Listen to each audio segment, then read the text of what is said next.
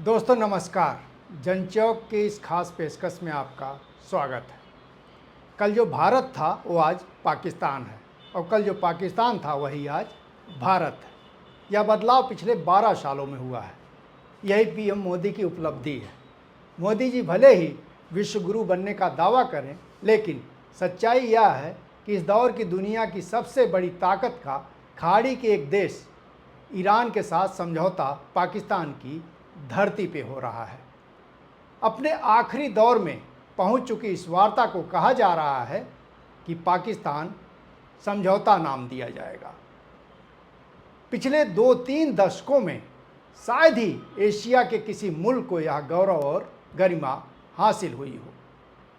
सत्ता में अपने से पहले मोदी जी यूपीए सरकार पर पाकिस्तान को आतंकी देश घोषित करवाने और उसे अंतर्राष्ट्रीय समुदाय से अलग थलग न करवा पाने का आरोप लगाते रहते थे और संघ के साथ मिलकर दिन रात पानी पी पी कर उसे गाली देते थे। अब उनके सत्ता में आने के बाद आखिर क्या हुआ? वही कथित आतंकी देश शांति के सबसे बड़े प्रचारक देश के तौर पर दुनिया में स्थापित हो गया है। युद्ध खत्म करवाने और शांति की बहाली में उसकी भूमिका केंद्रीय हो गई है। मोदी जी जिस पाकिस्तान को अंतर्राष्ट्रीय समुदाय से काट देना चाहते थे, उसके दुनिया के सभी देशों के साथ रिश्ते बेहद प्रगाढ़ होते गए। वह अमेरिका हो या कि यूरोप। इस दौर में चीन उसका सबसे बड़ा सहयोगी है। रूस के साथ रिश्तों का वह नया जाल बुन रहा है। ईरान के साथ अमेरिका की वार्ता कराने के बावजूद ना तो उसके ईरान से रिश्ते खराब हुए हैं और ना ही खाड़ी के किसी दूसरे देश के साथ। अमेरिका के करीब होने के बावजूद इजरायल पर उसका रुख बदला नहीं है। वह अभी भी इजरायल के उतना ही खिलाफ है जितना पहले था। उसकी किसी भी अन्यायपूर्ण कार्रवाई की वह खुलकर निंदा करता है। डिप्लोमेटिक मोर्चे पर वह भारत से कई मामलों में बहुत आगे खड़ा है। अमेरिकी ईरान युद्ध के बाद ना तो उसे उस रूप में पेट्रोल, तेल और डीजल का संकट का सामना करना पड़ रहा है और ना ही गैस का, क्योंकि उसके पास ईरान समेत खाड़ी देशों से भूमार्ग के जरिए लगातार सप्लाई बनी हुई है। भारत पर अमेरिका ने भले ही ईरान से पेट्रोल गैस लेने की पाबंदी लगा रखी हो, लेकिन पाकिस्तान के साथ वह ऐसा नहीं कर सका। घरेलू मोर्चे पर भले ही सेना के अतिरिक्त प्रभाव और वर्चस्व के चलते लोकतंत्र की जमीन कमजोर हुई हो, लेकिन हिंदू मुस्लिम झगड़ों और सांप्रदायिकता के मोर्चे पर उसमें काफ़ी सुधार हुआ है। लाहौर में बदले गए तमाम पुरानी जगहों और स्थानों के नामों की फिर से बहाली ने माहौल में एक नई ताजगी पैदा की है। यह घटना बताती है कि न केवल पाकिस्तानी समाज आगे बढ़ा है, बल्कि उसकी सामूहिक चेतना का भी विकास हुआ है, जिसमें अब समाज के पुराने दकियानूस झगड़े उसके आगे बढ़ने के रास्ते में कतई रोड़ा नहीं बन रहे हैं। इस तरह से किसी दौर में अमेरिका की गुलामी करने वाला पाकिस्तान आज उसके चंगुल से बाहर है। लेकिन ऐसा भी नहीं है कि इससे अमेरिका के साथ उसके रिश्ते प्रभावित हुए हैं।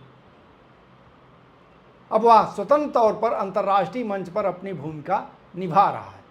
इस कड़ी में सबसे प्रमुख बात यह हुई है कि वह अमेरिका, चीन, रूस समेत तमाम अंतर्राष्ट्रीय ताकतों के साथ संतुलन को बनाए रखने का गुर सीख गया है। और दूसरी तरफ भारत की कहानी एक स्वतंत्र देश से अमेरिका के गुलाम बनने की है। जो भारत यूपीए के दौर में एक आर्थिक ताकत बनने के साथ ही दुनिया में अपना विशिष्ट स्थान बनाने की तरफ अग्रसर था, वह आज पूरी दुनिया से खारिज हो चुका है। अंतर्राष्ट्रीय राजनीति में होने वाली किसी भी तरह की पहल में ना तो भारत की अब कोई प्रासंगिकता है और ना ही पूछ। दरअसल सत्तारूढ़ बीजेपी आरएसएस अमेरिका, भारत और इजराइल की जो धुरी बनाना चाहते थे, उसका नतीजा यह रहा कि हमने न केवल अपने परंपरागत मित्र गंवाए, बल्कि इस कड़ी में अंतर्राष्ट्रीय समुदाय की नज़रों से भी गिर गए। अमेरिका ने कहा ईरान से तेल मत लो, तो हमने तेल लेना बंद कर दिया। आलम यह है कि ईरान की तरफ से मिले एक चाबहार नाम के बंदरगाह तक को हमने कुर्बान कर दिया। अमेरिका ने कहा रूस से तेल मत लो, हमने उसके यहाँ से लगातार आयात की मात्रा कम कर दी और एक समय ऐसा आया जब वह नाम मात्र का रह गया।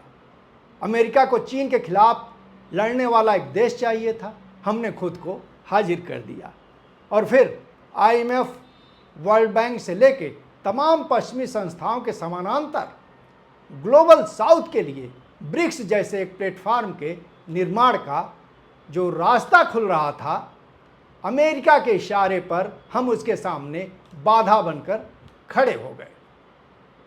अनायास नहीं, ब्राजील के एक बुद्धिजीवी ने ब्रिक्स में भारत को बग करार दिया है।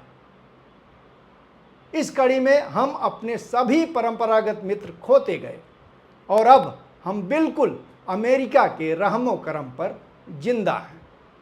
दुनिया में हमारी पहचान कुछ इस तरह की है कि जेनोसाइड के जिम्मेदार जिस इजराइल के साथ अमेरिका के अलावा कोई नहीं है, उसके साथ भारत खड़ा है।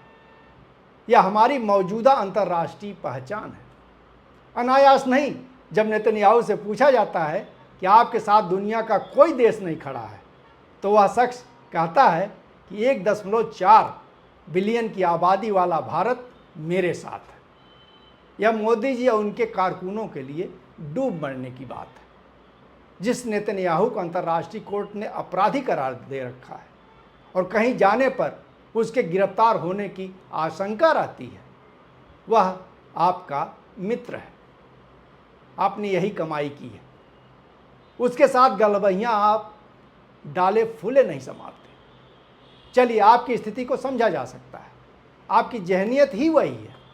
अपराध और अपराधियों से आपका पुराना गहरा नाता रहा है, लेकिन इस देश ने क्या गुनाह किया था जिसका बदला लेते हुए आपने इसके भाग्य को इजराइल और अमेरिका के साथ बांध दिया।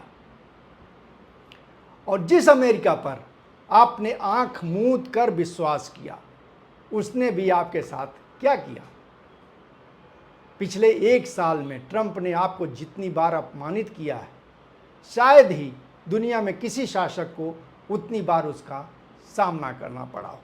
फिर भी आप उसके पैर में लेटे रहते हैं, आप उसके इशारे पर नाचते हैं। वह आपको टेकन फॉर ग्रांटेड लेता है। वह अपनी शर्तों पर आपके साथ व्यापार डील कर रहा है और आर्थिक मोर्चे पर भारत को हर तरीके से पंगु बनाने का रास्ता साफ कर दिया है। विदेश मंत्री रूबियो जब भारत आकर यह कहते हैं कि वेनेजुएला की राष्ट्रपति आपके देश का दौरा कर रही हैं और उनके साथ आप तेल आयात का समझौता कर लीजिए, तो लोगों की आंखें फटी की फटी रह जाती हैं। लोग सवालिया लहजे में पूछते हैं कि क्या भारत की विदेश नीति अब साउथ ब्लॉक से नहीं, अमेरिका से तय हो रही है। बात यहीं तक सीमित होती तो भी कोई बात थी। स्ट्रेट ऑफ हॉर्मुज में लगातार 3 दिनों तक हमारे 3 जहाज़ों पर अमेरिकी मिसाइलें गोला दागती हैं, और वह भी बिल्कुल इंजन को निशाना बनाकर। एक घटना में हमारे 3 नाविक मारे जाते हैं। जिस दिन हमारे 3 नागरिक मारे जाते हैं, उस दिन फटकारने की जगह आप ट्रंप को बधाई दे रहे होते हैं और औपचारिकता के लिए आप अमेरिकी दूतावास के कर्मचारी को विदेश मंत्रालय बुला लेते हैं और उससे भी कड़े लहजे में बात करने की जगह निवेदन करते हैं। कोई मुआवजा और सज़ा की बजाय आइंदा घटना ना हो, इसकी विनती करते हैं, इसकी गुजारिश करते हैं। ऐसे मौके पर एक स्वाभिमानी और स्वतंत्र राष्ट्र को कैसे पेश आना चाहिए, वह सीखने के लिए कहीं और जाने की ज़रूरत नहीं है। खुद यूपीए के कार्यकाल को याद कर लेते हैं, जिसमें हमारे एक डिप्लोमेट देवयानी खोबरागड़े को अमेरिका में अपमानित किए जाने की घटना के बाद सरकार ने तुर्की बाद तुर्की उसका जवाब दिया था, जिसमें भारत स्थित अमेरिकी दूतावास से सुरक्षा व्यवस्था तक हटा ली गई थी। अंत में अमेरिका को माफ़ी मांगनी पड़ी थी, लेकिन आपकी सरकार ने स्वाभिमान को अमेरिका के हाथ गिरवी रख दिया है और उसकी गुलामी आपने स्वीकार कर ली है। भारत घरेलू मोर्चे पर तो बिल्कुल पुराना पाकिस्तान बन गया है। जिसमें हिंदू मुस्लिम घृणा और नफरत पूरे देश का स्थायी भाव हो गया है। वह न केवल समाज तक सीमित है बल्कि देश की लोकतांत्रिक संस्थाओं का भी हिस्सा बन गया है। न केवल उनके फैसले अब उसके हिसाब से हो रहे हैं बल्कि नीतियों को भी उन्हीं कसौटियों पर परखा जाने लगा है। देश के शरीर में फैला यह जहर उसे दिनों दिन मौत की तरफ लेता जा रहा है, जिसकी चपेट में लोकतंत्र, संविधान, संसद से लेकर न्यायपालिका तक सब आ गए हैं।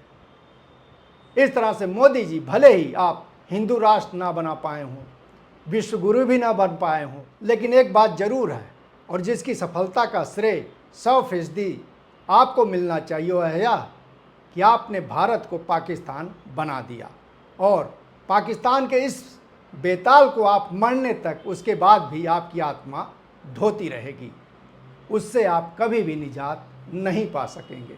तो दोस्तों, आपने पूरा कार्यक्रम सुना, इसके लिए आपका बहुत बहुत शुक्रिया। हम आप एक दूसरे के साथ बने रहें, इसके लिए ज़रूरी हो जाता है कि आप जनचौक चैनल को सब्सक्राइब कर लें। अगर कोई टिप्पणी है, कमेंट है, किस तरह का सुझाव है तो नीचे कमेंट बॉक्स में आप दे सकते हैं, वो हम तक पहुंच जाएगी। एक बार फिर आपका शुक्रिया। नमस्कार।